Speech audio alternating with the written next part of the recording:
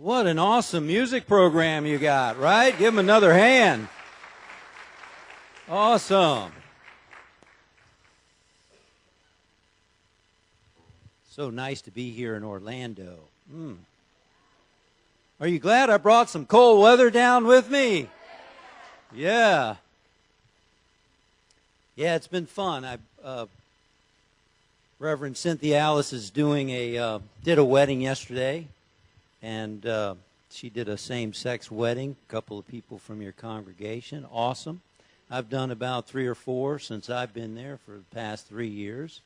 And she is speaking right now at the Unity Center of New York as I'm here speaking. Isn't that cool? Yeah. A little warmer weather here, you know. It was snowing when I was there. I had to wipe snow off of my little sports car the other day as I was coming to the airport. I have that little sports car because before going to New York City, as was mentioned, I was with Eric Butterworth the last 4 years of his life and ministry. Then I was there another year, and then I went to South Carolina, where I was the senior minister for 7 years in Hilton Head Island. That was a tough gig, let me tell you. All those poor golfers needed ministering to. So I'm planning to go there this afternoon and visit some old friends from then and play some golf a few days, and it's just great. Yeah. But, you know, how many of you know that no matter how much you pray and meditate and do spiritual reading and come to unity and have good intentions to manifest great stuff in your life, stuff still happens that's not exactly what you planned? Yeah, how many of you know that? Yeah. Now, I'm not saying we're going to visualize that or expect it or affirm crazy things happen, but I've been doing this now for over 20 years. I've been sincerely seeking and daily meditating and seeking to align my thoughts with the mind of the Christ within. And stuff still happens, ladies and gentlemen. It happens for who knows what reasons. I don't try to figure it all out. I just know that whatever happens out here, I have a choice. And that choice is, how am I going to respond to it? Right? We're entering the holiday season. For many people, the holidays are, in their mind, stressful. And in their mind, some people, they're depressing. But is that true? Nah. Because what determines whether something's stressful, depressing, happy, or unhappy is not what happens out here, it's what happens in here. And so I'm here today to remind you and remind myself that peace and joy during the holiday season is a choice. It's a choice. Things happen out here, and then our response to what happens out here, there's a gap in that place. And in that gap is where our freedom to choose our response lies. Dr. Viktor Frankl, the psychiatrist, learned that in the concentration camps, that is what he called the last of the human freedoms. Our freedom to choose how we're going to think about what's going on in our life. Last night I checked into the hotel and they asked me, do you want a room that's closer to the ground? Do you want a room in medium? Do you want a room high up? I really didn't care. I just wanted it to have a roof and a bed and what have you. I said, it doesn't matter to me, just as long as it's quiet. Because I'm an early riser. I wanted to be ready for you this morning. I was going to be in bed by 9 o'clock, which I was. And then somewhere, it must have been around 11, it sounded like somebody was having a party next door. I think they were watching a game or something. Oh, yeah, go, yeah! And I woke up. So I called the front desk, and fortunately, 10 minutes later, it got quiet, and I went right back to sleep like a little baby. This morning, got up at 5 o'clock, meditated for an hour, and I was going to go exercise. And before I go exercise, I'm going to pull out my suit and set up the ironing board, because I tend to be like that, you know, get the wrinkles out and all that stuff. And then I realized, where is my shirt?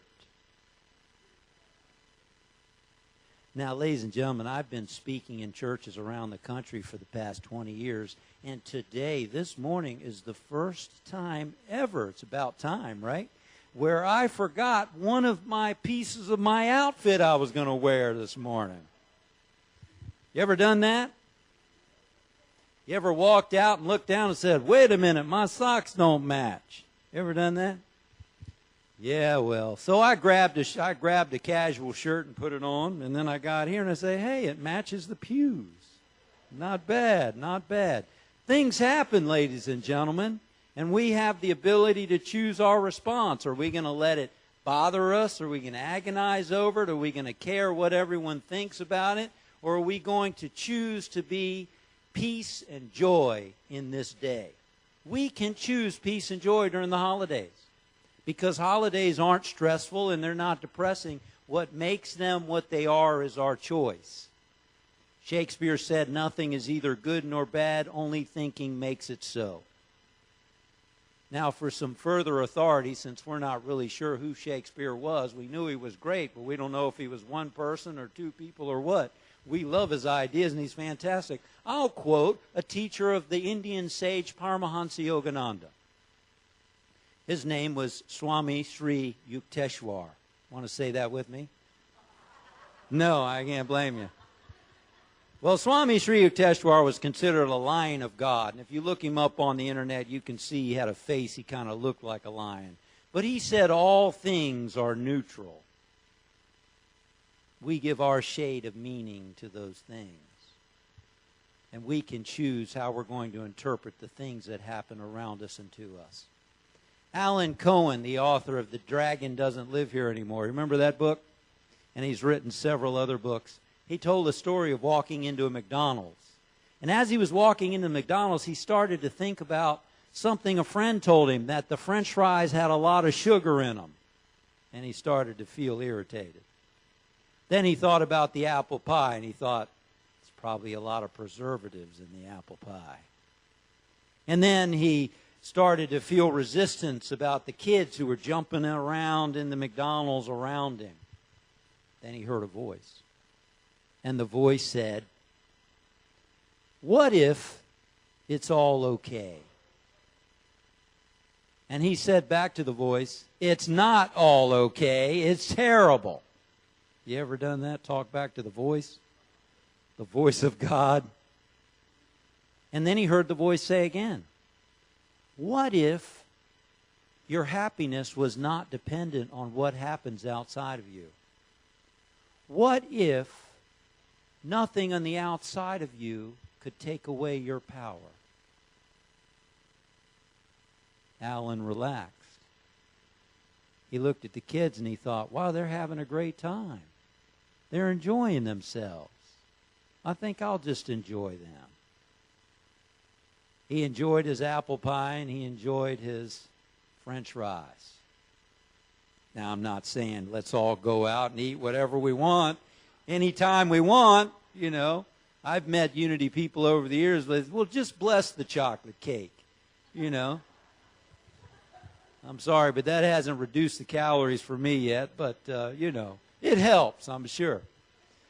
But really, whatever's going on around us, if we could step back and take a higher view, that it's really all okay. It's really all okay. How many people take themselves so seriously? You know, I believe in having a sense of humor. I don't think religion is meant to be all serious. If you really believe that God is the one presence and power in your life, and that God is in charge, why do we take ourselves so seriously? This is a huge universe, right? It is huge. We're just a tiny speck. There are galaxies and galaxies out there. You know, now they're starting to really, the scientists are really starting to think that there is life out there on other planets. They're really getting evidence now. They're really seriously thinking there is. Now, I didn't talk about that earlier. I guess some alien is channeling through me right now. Who knows? But the point is, you and I can choose to think that really it's all okay. Please slap 3 people and say, really, it's all okay. It's really all okay. It's all really okay.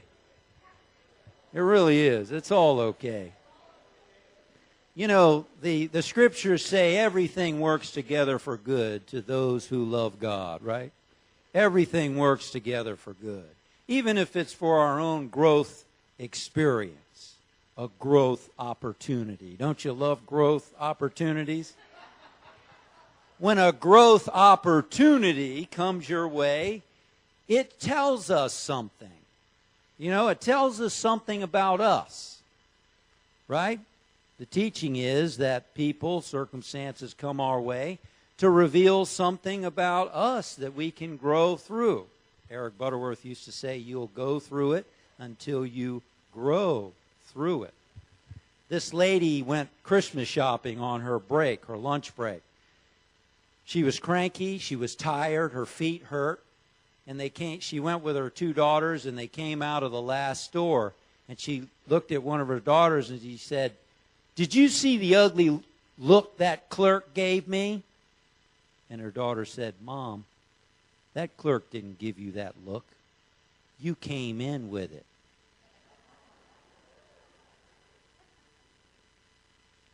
You know, we tend to think of the physical eye as registering information from the outside, right? Takes it in, the brain works on it, we register an impression, an interpretation. There's a Hebrew word for eye. It's called ayin, A-Y-I-N. And not only does it mean physical eye, it also means fountain. You see, the eye not only registers information from the outside in, it acts like a fountain. It sees from the inside out. It's been said, the world is not as it is, the world is as you are. That we see the world from that inner place that we are. If we're happy and peaceful and loving, we tend to see that in the world around us. If we have other stuff going on, we tend to see that. You know, sometimes in our society there is a tendency to be blaming. She makes me angry. He ruined my holiday last year. We blame. We point the finger. But you know what the problem with pointing the finger is? There's three pointing back at us. Because life is as we are. Psychologists call this projection. That 99% of the time, we're projecting something onto other people. When I was in ministerial school, we had a Baptist minister come to us and speak. He was very inspiring. He wrote a book called The Church That Offends Just About Anybody. And one of the things he said, and I was in my 20s, I graduated school in 1993. I was one of the youngest ordained unity ministers in the history of unity. 1993. And this man spoke to us and he said, "Ministry is messy." I thought, that doesn't sound good. Ministry's messy. And he told us, you can be the most fantastic minister on the planet. You can be Jesus Christ. And people will still see stuff in you because the stuff is in them as well. You know, think of Jesus Christ. If there ever was a perfect expression of what we're meant to be, it was Jesus the Christ, and not everybody liked Jesus the Christ, did they? They crucified him. The ones he was closest with, one of them turned him in for a few shekels. So when things happen, when we're judged, when we're criticized, when things happen, we have the choice to realize it's really all okay on a higher level, and we have the ability to let negativity flash over us. You know, in the summer months, I know you know, there are 50,000 lightning strikes every hour. And most of it, 2/3 of it, is in the sky. 1/3 comes down to the earth, hits steeples, hits trees, hits telephone poles, and rarely it hits human beings, and rarely does lightning strike and a human being result in death. And that's an amazing thing. One guy named Roy Cleveland, he was a ranger at the Shenandoah National Park in Virginia, which is where I'm from originally. He got struck between 1942 and 1977 7 times. One for each chakra, I guess. And the man didn't die. Can you imagine that? He didn't die. Became a superhero. He didn't die. And the question is why? How does that happen? And because one bolt is equal to 500 megajoules of energy, which can instantly boil 250 gallons of water. I was at a bird hospital recently in New York City. There are 350 or so, something like that, species of birds that fly over New York or through New York, and they hit buildings and get hurt. So they take care of them. The other day, they have a tank just for the water birds. They had a blue heron there. Can you believe that? New York City, a blue heron. And I saw that tank. It was 250 gallons, 5 foot by 5 foot. That's a lot of water. A lightning bolt gets so hot that it heats the air around it to 5 times the surface of the sun. And yet, when it hits a human being, it tends to not kill the person. I don't recommend hanging out around lightning, though, because it usually does injure no matter what it does. It tends to flash over the human being. One explanation is when an electrician accidentally grabs a live wire, the electricity goes into the body because they lose control. They can't let go of it. So it goes through the body, sears the internal organs, and affects the heart. Whereas lightning bolts, the skin and the moisture on the skin acts as a great conductor of electricity. And the lightning bolt takes the path of least resistance, and it tends to flash over the human being. In the last 3 decades, 90% of the people struck by lightning did not die. It flashes over. Unlike a tree, when lightning hits a tree, it goes in and the bark keeps the lightning bolt inside the tree. It heats up the sap and the moisture and it explodes the tree. But not with a human. One scientist said the lightning takes the path of least resistance. And that's when it hits the human being. Most of it hits the skin and flashes over.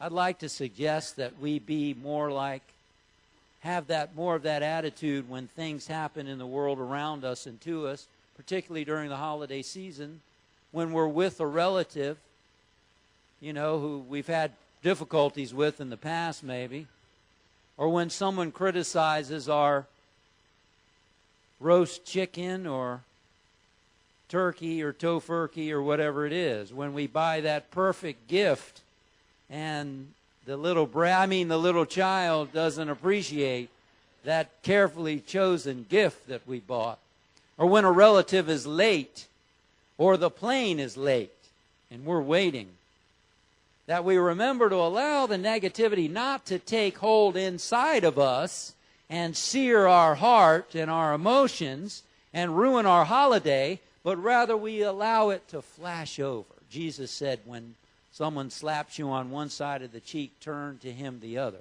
Now that doesn't mean, ladies and gentlemen, that we're to be doormats. That doesn't mean that sometimes action needs to be taken or there needs to be a conversation. But what it means is don't let it eat at you. Don't let it cause you to resist and react less than what you are as a spiritual being. It means to turn from that humanness inside of you that wants to resist and fight back, and to turn to that higher divine nature of you that is a child of God, created in the image of love and peace. Did not Dr. Martin Luther King Jr. teach us to always respond from a place of love? Even if we are to take some strong action, even if there's to be a demonstration or a march, it must be from a place of divine love. It must be from a place of divine peace, not coming from a place of anger and hatred, but letting that anger allow us to respond from our higher nature. I got that lesson taught to me recently again. I live in the outskirts of Manhattan. I just moved there a few months ago. I used to live in Yonkers. Lost in Yonkers. I was lost a few times when I first moved there. I moved to Washington Heights, which is a very diverse place. A lot of diversity, which I love. And just a few weeks ago, when there was a lot of protests around the country about the young African-American man being shot, very tragic and sad, and the police officer who was let off with no charges. And this particular week, I had something that occurred between me and my girlfriend, and I was really struggling with it. I was hurting.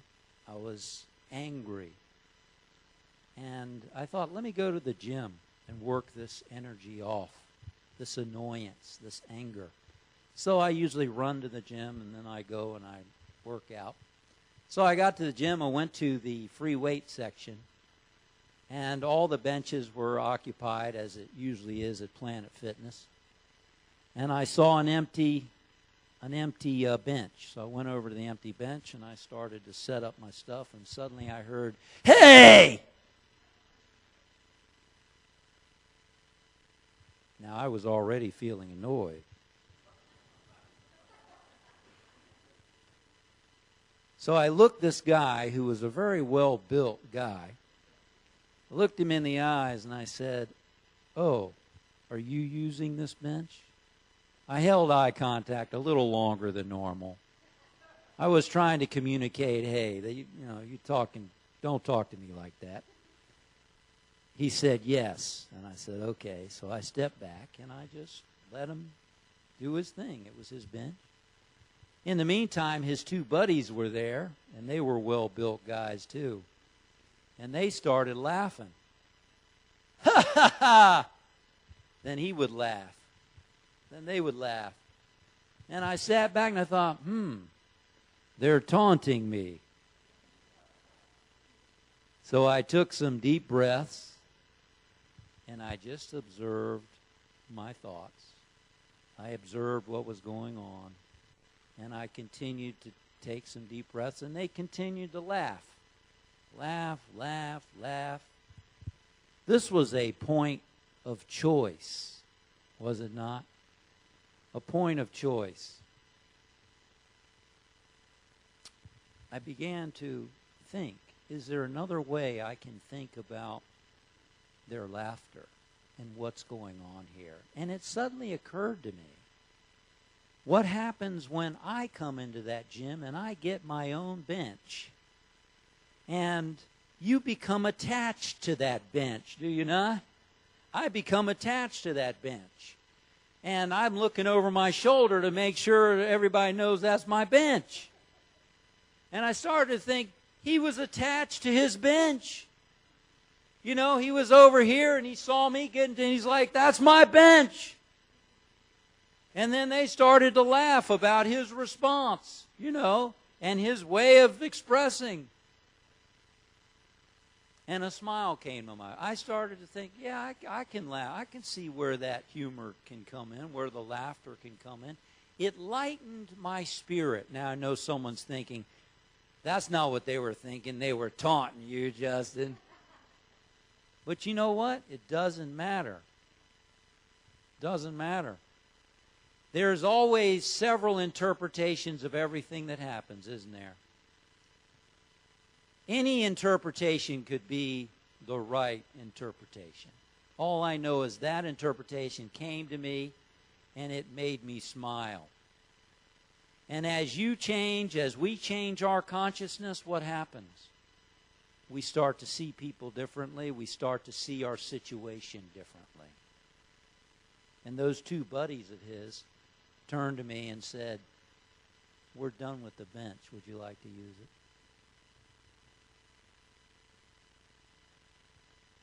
We have the ability to choose our response this holiday season.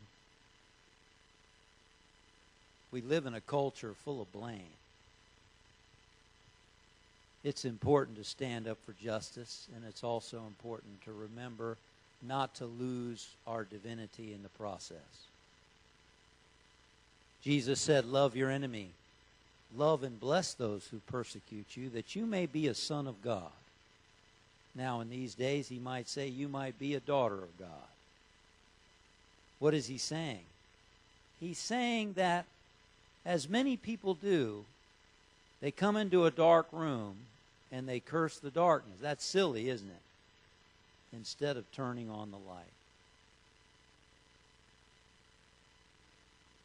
We love our enemy so that we don't turn off our own light. We choose the best of our ability to come from that Christ center within us, because that's who we really are. To respond differently or any other way is to live less than our best. And I believe he was an example for us. The reason we celebrate his birth, after all, he was born in the spring, but we still celebrate him now. It's a good time. I love the Christmas season, don't you? I love the gift giving and the lights and all of that. And yet we've got to remember that meaning happens in us. Some people attach such meaning of wanting a perfect Christmas and a perfect Hanukkah and a perfect holiday that they get disappointed and stressed out. It doesn't have to be some external form of perfection. We bring ourselves to the holiday. We see it as we are. There is no perfect holiday. We can go with the flow. If sending cards stresses you out, don't send any. I know a lady who decided she wasn't going to send Christmas cards one holiday because she had so much to do. She felt so much freer. At first she was concerned what her friends were going to think. Nobody said a word. She wondered if they even noticed that she didn't send cards. You know, some countries don't even give gifts on Christmas. If gifts make us stressed out, then maybe we ought to alter something around that. It's up to us. We can choose to create our experience as we want to. My family doesn't even give Christmas gifts. We give birthday gifts. And now, as we've gotten older, I recently talked to my brother and we said, why are we sending each other money for our birthdays? I send you money, you send the money right back to me. Let's just give each other a card this holiday season. Yeah, fine. I send cards. I like sending cards, but it's a choice. We choose how we're going to live the holiday season. And I want to invite you to choose not to let anyone ruin your holiday season. Don't let anybody ruin your holiday season. Please touch your neighbor and say, don't let anybody ruin your holiday season.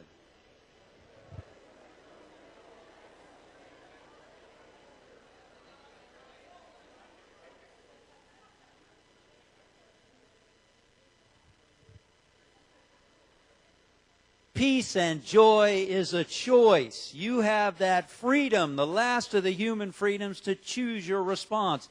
You can choose to let negativity flash over you. And you don't have to let anyone ruin your holiday season. Dr. Wayne Dyer once wrote, put on your refrigerator, don't let anyone ruin your holiday season, especially yours truly. Especially yours truly. Just remember, ladies and gentlemen, it's been delightful for me to share with you what a great energy you all have here. Wonderful, dynamic minister, great building, terrific music, peaceful grounds. Boy, you got it made, ladies and gentlemen, in this ministry, Unity.